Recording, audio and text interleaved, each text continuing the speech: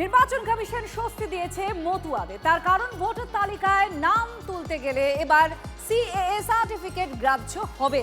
SIR শুনানি শুরুর একদিন আগেই এই বড় সিদ্ধান্ত নির্বাচন কমিশনের, অর্থাৎ নতুন করে যারা ভোটার তালিকায় মানে মতুয়ারা ভোটার তালিকায় নাম তুলতে আবেদন করলে তারা সিএএ সার্টিফিকেট নথি হিসেবে দিতে পারবেন। প্রধানমন্ত্রী নরেন্দ্র মোদী কিছুদিন আগে একটি বার্তা দিয়েছিলেন মতুয়াদের উদ্দেশ্যে এবং সেখানেই আশ্বস্ত করেছিলেন তিনি। তার সেই পোস্ট আপনাদের দেখাচ্ছি। এটি বক্তব্য। মর্যাদার সঙ্গে মতুয়াদের ভারতে থাকার অধিকার আছে, তিনি সেখানে লিখেছেন, আমাদের সরকার সিএএ এনেছে, বিজেপি বাংলায় ক্ষমতায় এলে মতুয়া এবং নমশূদ্রদের থাকার জন্য, অর্থাৎ তাদের যে দুশ্চিন্তা সেটা সম্পূর্ণ দূর করবে। আমাদের সরকার সিএ এনেছে এবং বিজেপি বাংলায় ক্ষমতা এলে মতুয়া নমশূদ্রদের জন্য আরো অনেক কিছু করবে বলে তিনি আশ্বস্ত করেছেন। কিছুদিন আগেই তার এই বার্তা, তারপরেই গতকাল নির্বাচন কমিশন সিএএ সার্টিফিকেটকে নতুন ভোটার তালিকায় যারা আবেদন করবেন মতুয়াদের তাদের জন্য গ্রাহ্য হবে বলে সিদ্ধান্ত নিয়েছে। এদিকে আনম্যাপ ভোটার নিয়ে শুনানির আগে অসন্তোষ ব্যক্ত করছে বিজেপি। কোচবিহারে কিভাবে 4% আনম্যাপ ভোটার হয় এই প্রশ্ন বিজেপি। শাসকের চাপেই বিএলওরা কাজ করছেন বলে অভিযোগ গেরুয়া ব্রিগেডের। তাদের বিএলএ 2-কে হুমকি দেওয়া হয় বলেও দাবি করছে বিজেপি। ভোটারদের মেরে ফেলতে চায় বিজেপি। সঠিক কাজ করেছেন বিএলওরা, পাল্টা দাবি করছে শাসক দল। বিএলওরা সঠিকভাবে কাজটা করতে পারে নাই, আর তা না হলে সারা রাজ্যে যেখানে গড় 8%, আপনি পার্শ্ববর্তী জেলা আলিপুর সেখানেও 8%, ওয়ারাজ আজকে কুচবিহার জেলাতে 4%। কেন? এতে বোঝা যায় যে এখানে তৃণমূল কংগ্রেসের চাপে এবং বিভিন্ন জায়গাতে বিএলওদের সাথে বিএলএ 2 যেটা, সেই বিএলএ 2 আমাদের ভারতীয় জনতা পার্টির যারা, তাদেরকে মারধর করা হয়েছে, বিভিন্ন জায়গায় তাদেরকে ঢুকতে দেওয়া হয়নি। নো ম্যাপিং, সেখানে পশ্চিমবঙ্গের এই 32 লক্ষের থেকে অনেক অনেক কম হলো কুচবিহারে, যেটা কিনা প্রায় 70,000-এর কাছাকাছি। আমরা মনে করছি এই নো ম্যাপিং এটা কিন্তু আরও বেশি হওয়া উচিত ছিল। বিজেপি তো লোক মেরে ফেলতে চায় না, আতঙ্কে কিছু মারা গেছে আর বাকি জোর করে মেরে ফেলতে চায়। বিএলওরা তো বাড়ি বাড়ি গেছে, যাদের মৃত্যু হয়েছে, যারা শিফটিং ভোটার তারা বাদ দিয়েছে, যা এসে তাই হয়েছে, তাতে 4% হয়েছে। তো এরা তো বাদ যেতই, কারণ যখন ভোট হয় কখনো কি 100% ভোট হয়েছে? 26-এর ভোটের মুখে বিজেপি জেলা সভাপতি বদল। 2 সাংগঠনিক জেলায় সভাপতি বদল করল বিজেপি। বীরভূমে সভাপতি ছিলেন ধ্রুব সাহা, হলেন উদয় শঙ্কর বন্দ্যোপাধ্যায়। বিষ্ণুপুরে সুজিত অগস্থির জায়গায় নয়া সভাপতির দায়িত্ব তাপস বসুর। নির্বাচন 26-এর একেবারে দোরগোড়ায় বলা যায়, সেখানে বিজেপি জেলা সভাপতি বদল করলো। গুরুত্বপূর্ণ জেলা বীরভূম, সেখানে ধ্রুব সাহা খুব পুরনো মুখ। সেই ধ্রুব সাহা তিনি ছিলেন সভাপতি, তার জায়গায় উদয় শঙ্কর বন্দ্যোপাধ্যায়কে করা হয়েছে জেলা সভাপতি। আর বিষ্ণুপুর, সেখানে সুজিত অগস্থি ছিলেন সভাপতির দায়িত্বে, এবার নয়া সভাপতি হয়েছেন তাপস বসু। পুরসভার বোর্ড মিটিংয়ে তৃণমূলের কোন্দল প্রকাশ্যে চলে এলো। ঝালদায় বোর্ড মিটিং, বয়কট তৃণমূলের 4 জন কাউন্সিলরের। চুরি দুর্নীতির অভিযোগ তুলে সরব তৃণমূলেরই একাংশ। পুর প্রধানের বিরুদ্ধে স্বেচ্ছাচারিতা চালানোর অভিযোগ। দাবি উঠেছে মহকুমা শাসকের নেতৃত্বে চুরির তদন্তের। মিটিংয়ে আমাদের যেগুলা ছিল, যেহেতু আমাদের 12 জন যে কাউন্সিল, 11 জন কাউন্সিলরকে সহজ করা হয়েছে পৌর দপ্তর থেকে।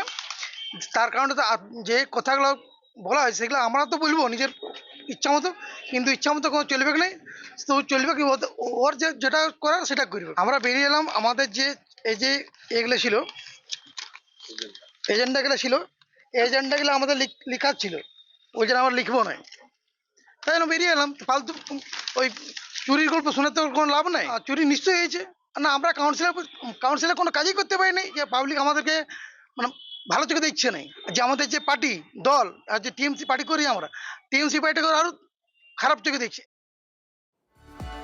শুধু কাউন্সিলরাই নন, প্রাক্তন পুরপ্রধান শিলা চট্টোপাধ্যায় নিশানা করছেন বর্তমান পুরপ্রধানকে।